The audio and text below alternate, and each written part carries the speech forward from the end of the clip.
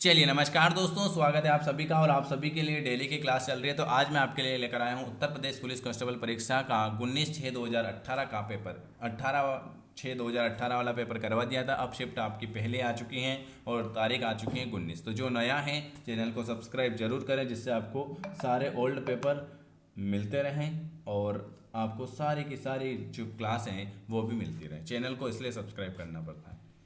चलिए, पहला क्वेश्चन आपको सामने लिखा हुआ है कि निम्न में से किसी जिले को राष्ट्रीय राजधानी क्षेत्र एनसीआर के 23वें जिले के रूप में शामिल किया गया।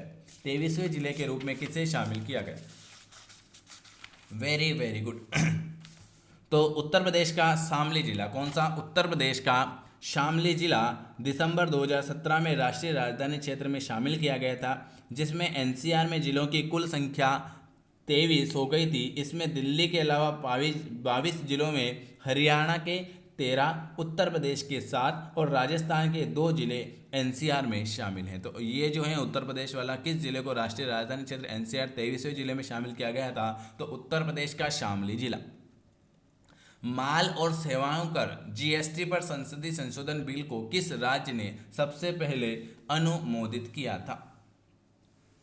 तो असम राज्य में। असम अगस्त 2016 में संसद के दोनों सदन द्वारा पारित वस्तुएं और सेवा कर संबंधित संविधान संशोधन को मंजूरी देने वाला पहला राज्य बना।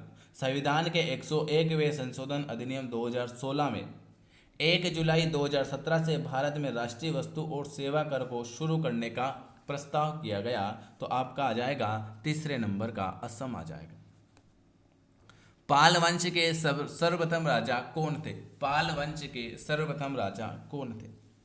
तो पाल वंश के सर्वप्रथम राजा जो थे वो थे आपके गोपाल। गोपाल जो हैं पाल राजवंश के संस्थापक और पहले राजा थे, और वह 750 ईस्वी में वर्तमान गौड़ के शासक के रूप में चुने गए थे। वह स्थानीय सरदार थे जो 8वीं शताब्दी के मध्य में अराजकता की अवधि के दौरान सत्ता में आए थे। उन्हें उत्तराधिकारी धर्मपाल 770 से 810 ईस्वी तक राज्य का विस्तार किया। ऐसे बागान जहां बिक्री के लिए एक नगद फसल उगाई जाती हैं उसे के रूप में जाना जाता है। ऐसे बागान जहां बिक्री के लिए एक नगद फसल उगाई जाती है। 4 नंबर का रोपण खेती। ऐसे बागान जहां पर बिक्री के लिए एक नगद फसल उगाई जाती है उसे हम कहते हैं रोपण खेती। नेपच्यून के अलावा अन्य किस ग्रह को नीला ग्रह भी कहते हैं? नेपच्यून के अलावा अन्य किस ग्रह को नीला ग्रह भी कहते हैं? तो आप सभी को बताएं कि पृथ्वी को नीला ग्रह के रूप में जाना जाता है, क्योंकि इसकी अधिकांशतः सतह 75% पानी में डूबी हुई होती है। क्योंकि इसको पृथ्वी को नीला ग्रह भी कहा जाता है। सांझ का तारा किसे कहते हैं? ये आप सभी को बताएं, कमेंट करके बताना कि सांझ का तारा, भोर का तारा किसे कहते हैं। कौन सा विकल्प निष्क्रिय गैस है? Krypton, argon, जेनान, chlorine. तो क्लोरीन जो है ये आपकी एक निष्क्रिय गैस है। क्लोरीन जो है ये आपकी एक निष्क्रिय गैस हो जाएगी। क्यों क्यों लड़की पुस्तक के लेखक कौन है? क्यों क्यों लड़की, इस पुस्तक के लेखक कौन है? क्यों क्यों लड़की, इसके लेखक हैं महाश्वेता देवी। क्यों क्यों लड़की पुस्तक के लेखक हैं महाश्वेता देवी। गुलाबी गैंग के संस्थापक, रिक्त स्थान। गुलाबी गैंग के संस्थापक उत्तर प्रदेश और मध्य प्रदेश में स्थित सामाजिक संगठन है जो महिला कल्याण और सशक्तिकरण हेतु कार्य करता है। संपत लाल देवी गुलाबी गैंग के संस्थापक हैं। उत्तर प्रदेश और मध्य प्रदेश में स्थित सामाजिक संगठन है जो महिलाओं कल्याण और सशक्तिकरण हेतु कार्य करता है। संपत लाल देवी। मुरादाबाद के कार्य हेतु प्रसिद्ध हैं और उसे विश्व भर में हस्तकला उद्योग में अपनी आला स्थान बनाया गया है। मुरादाबाद किस कार्य के लिए प्रसिद्ध है? तांबा। मुरादाबाद तांबा के कार्य हेतु प्रसिद्ध है और उसने विश्व भर में हस्तकला उद्योग में अपना आला स्थान बनाया है। तांबा। अगला क्वेश्चन लिखा हुआ है कि सर्वप्रथम किस देश ने महिलाओं को मतदान की अनुमति प्रदान की थी? ऐसा कौन सा देश है जिसने महिलाओं को मतदान करने की अनुमति प्रदान की थी? 10वें नंबर का न्यूजीलैंड। वर्ष 1893 में न्यूजीलैंड में महिलाओं को वोट देने की अनुमति देने वाला पहला देश था, जबकि सऊदी अरब के शासक अब्दुल्ला ने महिलाओं को 2011 में वोट देने का अधिकार दिया, और रूस में 1918 में। देखो सऊदी अरब में कब हुआ था, पहले तो न्यूजीलैंड में सर्वप्रथम पूछा है, तो न्यूजीलैंड में कब हुआ था 1893, और सऊदी अरब में कब हुआ था, सऊदी अरब में 2011, और रूस में हुआ था 1918। कब हुआ था, रूस में हुआ था 1918, और भारत में हुआ था 1950। तो सबसे पहले न्यूजीलैंड आएगा 1893, उसके बाद दूसरे नंबर पर आएगा आपका रूस, उसके बाद तीसरे नंबर पर आएगा भारत, और उसके बाद चौथे नंबर पर आएगा सऊदी अरब। सर्वप्रथम तो आपका न्यूजीलैंड आ जाएगा।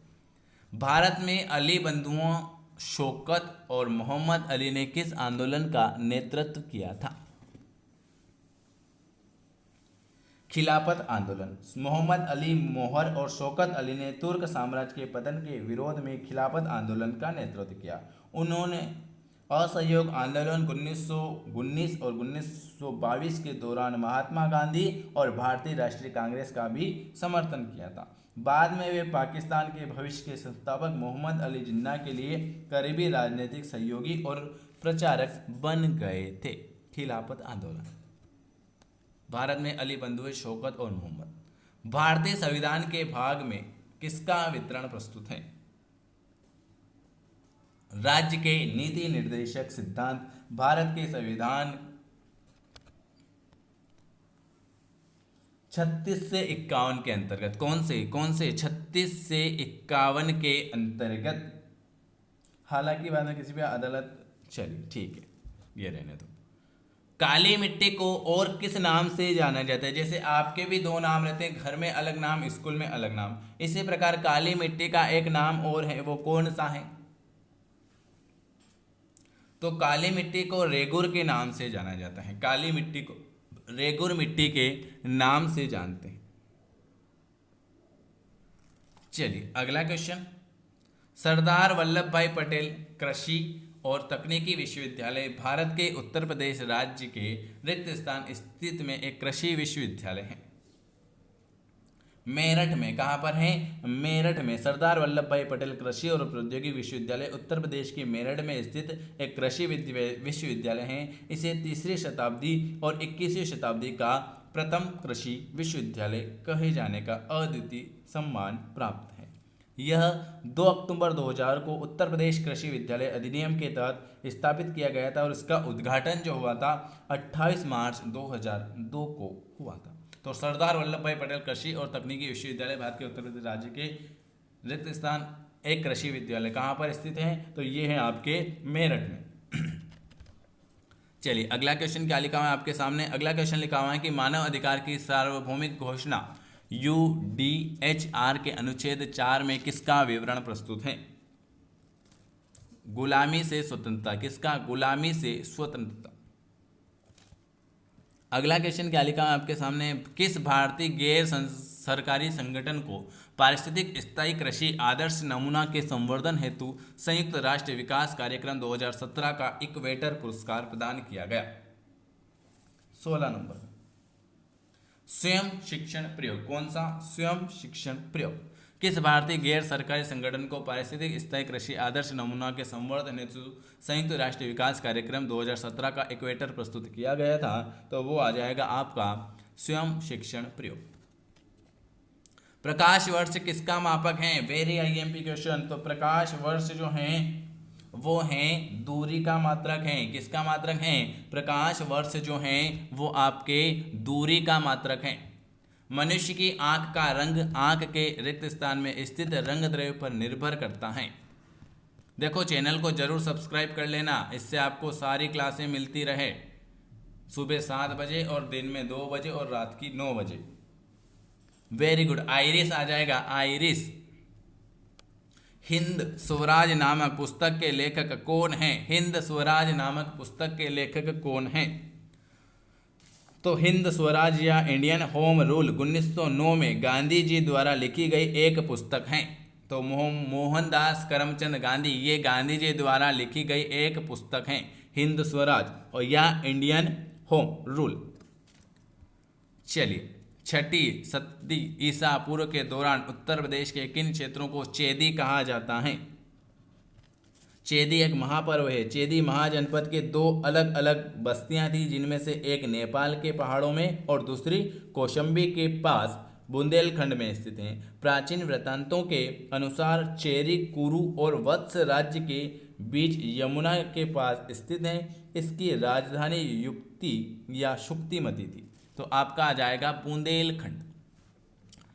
चलिए, ये आज मैंने आपको 20 क्वेश्चन करवाए हैं। अगर वीडियो पसंद आता है तो लाइक शेयर सब्सक्राइब जरूर करें, और अगर कोई भी समस्या आ रही हो तो आप जरूर पूछ लेना। मैंने आपको 2006 से 2018 तक के सारे क्वेश्चन कंप्लीट करवा रहा हूँ, कम समय में ज़्यादा क्वेश्चन, इसलिए आपको चैनल को जरूर सब्सक्राइब करना है। धन्यवाद है आपका वीडियो देखने के लिए।